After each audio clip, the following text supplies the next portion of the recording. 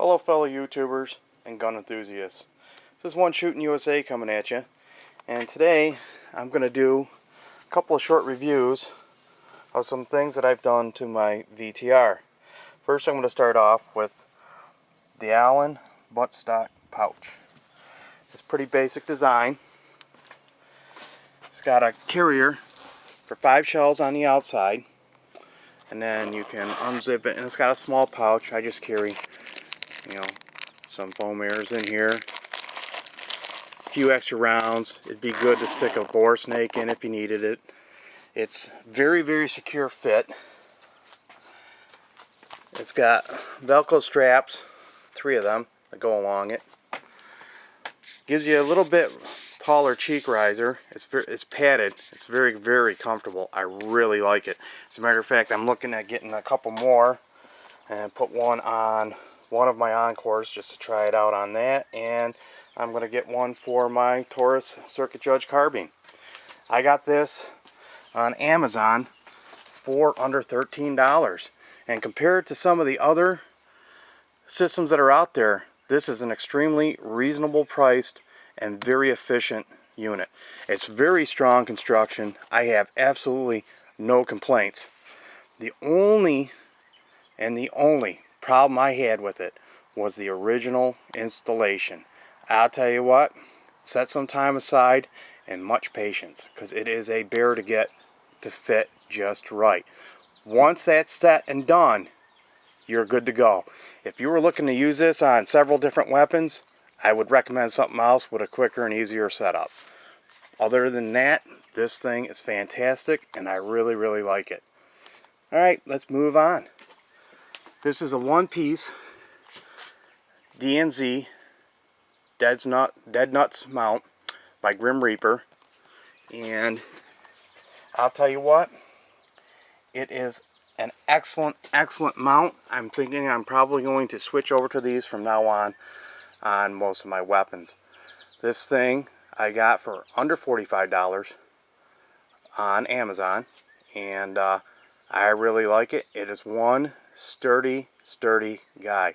That is a medium height mount. Okay, I like it a lot and I would recommend it.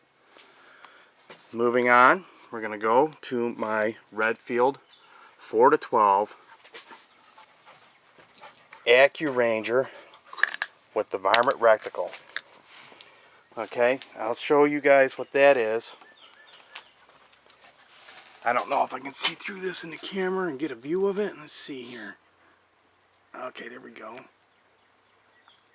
You can see the markings in here and a very thin line up there just about at the 2.5 point. And then what that does is, this is set up for several different bracketed items. They're older, much older design when it was still Redfield. It used to only be set up, I believe, for a 18-inch target area. This one here is set up for 8-inch, 16-inch, and 25-inch, and ranges all the way out to 600 yards. It also has holdover points. However, these scopes can be set and zeroed. I don't know if you can see that. So you can actually, it's got positive clicks. You can actually adjust it here if you don't want to use holdover points. And I'll tell you what, I've done a lot of clicking on this thing, moving it around, and it works very well. Also, your windage is set up the same way, so you can do it that way instead of guessworking it. It gives you a little diagram of your bracketing systems on how to use them. For instance, here's a standing woodchuck or gopher. Here's an elk using, or that's a deer or muley using a 16-inch bracket. Here's an elk using the 25-inch bracket, and a coyote using a 25-inch bracket.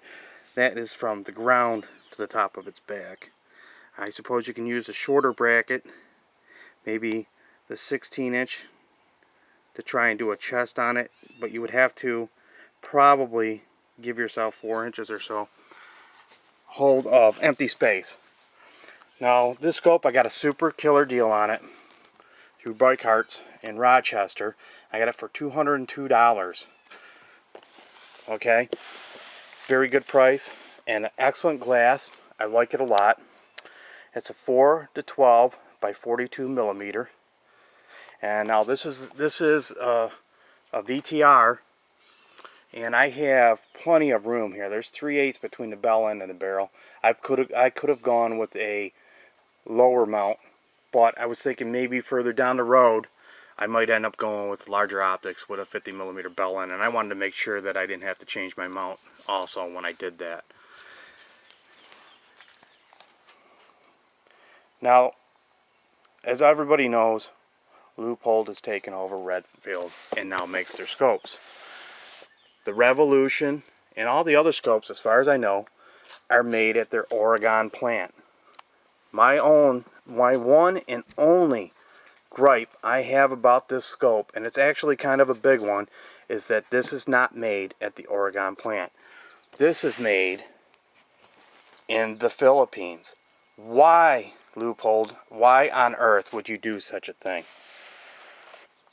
If it wasn't for that, I would give this scope much, much higher praise.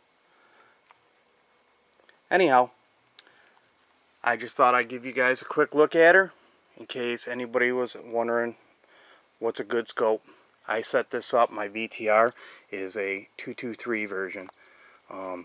You can buy the Revenge also with an ABS Hunter reticle instead of the Varmint, which I have, and that one's also set up all the way out to 600 yard holdovers, and it has two bracketing systems, a 16 and a 25. And what it's not showing you on these is right here, this line is actually marked all the way out to 600 yards.